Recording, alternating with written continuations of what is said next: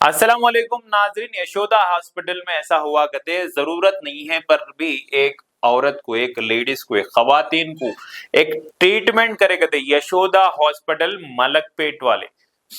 ऐसा गलत ट्रीटमेंट करने की वजह से 50 लाख रुपए यशोदा हॉस्पिटल को जो है फाइन डाले गए। कौन फाइन डाले, कैसा ट्रीटमेंट है, कैसा था, बता रहा हूं। అవసరం లేకున్నా సర్జరీ చేసి మహిళ ఆరోగ్యాన్ని మరింత దెబ్బతీసిన హైదరాబాద్ లోని మలక్పేట్ యశోద ఆసుపత్రికి हैदराबाद जिला विनियोगदारुల कमीशन तो फाइन डाले सो वाले कौन है बोले तो हैदराबाद डिस्ट्रिक्ट कंज्यूमर्स कमीशन 2 జరిమానా విధించింది। ఆసుపత్రి स्पाइन सर्जन बाध्युलुगा हॉस्पिटल में जो स्पाइन सर्जन रहते उनको इसमें रेस्पोंडेंट बनाए। 50 లక్షల పరిహారం 20,000 కేసు ఖర్చులుగా చెల్లించాలని స్పష్టం చేసింది। 50 लाख रुपए फाइन और जो रिस्पोंडेंट जो पिटिशनर है उनको 20,000 रुपए केस के खर्चा हुए थे वो भी देना बोल के बोले। त्रिपुरा రాష్ట్రంలోని ఉదయపూర్కు చెందిన రఘునాథ్, त्रिपुरा स्टेट के उदयपुर में रहने वाले रघुनाथ लोअर बैक पेन, तो लोअर बैक पेन बोलते तो ये हिस्सा रहता है यहाँ पे निर्धारण परीक्षలు చేయించుకోగా L5S1 grade 1 disc, L5S1 grade 1 spondylosis slip disc हुआ बोल के मालूम हुआ उसमें रिपोर्ट्स में। तो यशोदा आस्पत्री वैद्युడు त्रिपुरा राष्ट्रंलोनी उदयपुर को చెందిన रघुनाथ नहीं होता भैया, सॉरी ये नाम रघुनाथ नहीं होता, झुमनाथ है, झुमनाथ। त्रिपुरा రాష్ట్రంలోని ఉదయపూర్కు చెందిన झुमनाथ లోయర్ బ్లాక్ పెయిన్ తో నిర్ధారణ పరీక్షలు చేయించుకోగా L5S1 గ్రేడ్ 1 స్పాండిలోస్థెసిస్ స్లిప్ డిస్క్ ఉన్నట్టు తేలింది। యశోద ఆసుపత్రి వైద్యుడు త్రిపురలోని అగర్తలాకు తరచూ వెళ్లి వచ్చే సందర్భంలో ఆమెను పరీక్షించి ఆపరేషన్ చేస్తే పూర్తిగా నయమవుతుందని హామీనిచ్చారు। सो यशोदा हॉस्पिटल के डॉक्टर त्रिपुरा जा रहे थे कहते, त्रिपुरा में अगरतला बोल के एक सिटी है, वहां जाते जब उनको हमेशा टेस्ट करते थे कहते। तो टेस्ट करते आए तो यहाँ के डॉक्टर अगरतला को जाके टेस्ट के ट्रीटमेंट करे, उनका ट्रीटमेंट कर रहे तो ऑपरेशन करे तो खत्म हो जाता है ये बोल के बोले कहते। సో త్రిపురలోని అగర్తలకు తరచూ వెళ్లి వచ్చే సందర్భంలో ఆమెను పరీక్షించి ఆపరేషన్ చేస్తే పూర్తిగా నయమవుతుందని హామీనిచ్చారు। भरोसा दिए कहते आप ऑपरेशन करा लिए तो जो है आपका दर्द खत्म हो जाता बोल के बोले।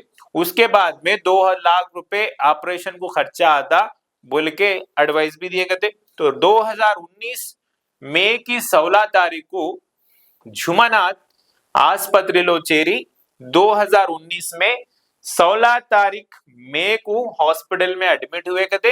उसके बाद में उसके दूसरे दिन यानी कि 17 तारीख के दिन ऑपरेशन करा लिए, सर्जरी करा लिए।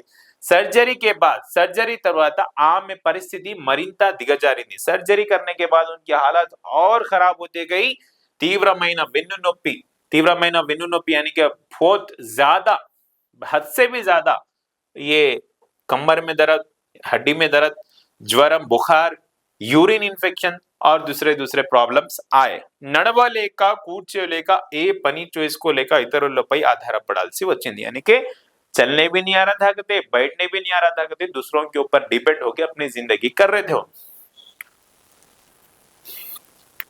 వైద్య నిర్లక్ష్యమే తన స్థితికి కారణం అంటే ఆమె వినియోగదారుల కమిషన్ లో ఫిర్యాదు చేస్తూ ప్రతివాదులుగా వైద్యుడు ఆసుపత్రిని తెచ్చారు। सो ये मेरा ऑपरेशन कराने की वजह से सो बोल के नो उसको एक्सपेक्ट कर ले कि इमीडिएटली कंज्यूमर्स कमीशन को कंप्लेंट करे, वहां पे केस लगाए। केस किसके ऊपर लगाए? हॉस्पिटल के ऊपर, हॉस्पिटल के ऊपर और डॉक्टर के ऊपर, दोनों के ऊपर लगाए। विचारिंచిన कमीशन उसके ऊपर इंक्वायरी करी कमीशन 2019 से अब 2026 है, तो 7 साल इंक्वायरी हुई।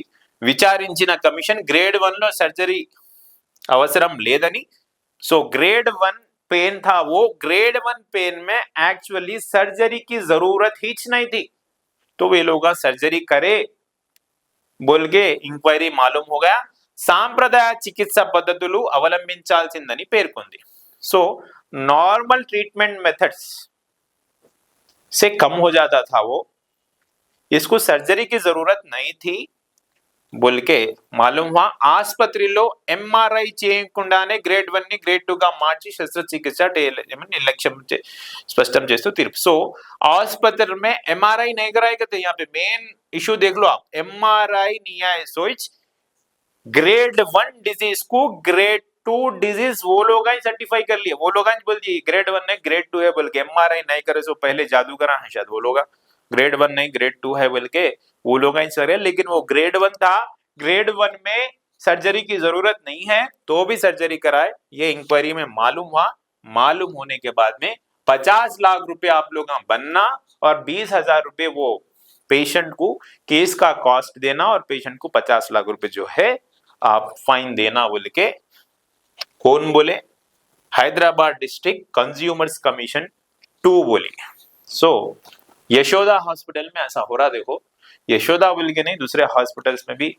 होने के चांसेस है कभी भी कोई भी ट्रीटमेंट करा ले रहे कोई भी सर्जरी करा ले रहे तो फर्स्ट ओपिनियन छोड़ के सेकंड ओपिनियन थर्ड ओपिनियन पे जाना बेहतर है अगर मैं ये देख रहा हूँ पिछले 2-3 महीनों से ज्यादा केसेस आ रहे कार्डियो के मेरे दोस्तां फोन कर रहे मेरे वालिद को ऐसा हुआ मेरे भाई को ऐसा हुआ मेरे फलाने रिश्तेदार में ऐसा हुआ हमारी फैमिली में भी हुआ सो कार्डियो के केसेस ज्यादा आ रहे जिधर जरूरत नहीं है उधर स्टंट्स भी डाल रहे पेशेंट्स को जब कभी भी कार्डियो केसेस है अगर वक्त ज्यादा नहीं रहा तो बेहतर है इमीडिएट जान बचा लेना लेकिन वक्त है आपके पास तो सेकंड ओपिनियन डॉक्टर का लेना बहुत जरूरी है कोई भी डिजीज में कोई भी सर्जरी में कोई भी बीमारी में कोई भी हेल्थ के रिलेटेड इश्यूज में फर्स्ट ओपिनियन से बेहतर सेकंड ओपिनियन भी लेना बेहतर है अपने लिए सो ऐसा हो रहा हॉस्पिटल्स में जब कभी भी आप हॉस्पिटल्स में जाते ये नहीं समझना कि बड़ा हॉस्पिटल है अच्छा देखते हैं यहाँ पे अच्छे डॉक्टर्स रहते ऐसा नहीं रहता वो जमाना चलेगा हर हॉस्पिटल कॉर्पोरेट लेवल पे आ गया कमर्शियल एस्पेक्ट में चल रहे हॉस्पिटल्स तो देखकर जांच कर हॉस्पिटल्स में एडमिट हुई है और डिसीजन लेने से पहले सेकंड ओपिनियन थर्ड ओपिनियन लेइए ये मेरी एडवाइस है आपके लिए देखते ही रहिए J24 न्यूज़ अल्लाह हाफिज।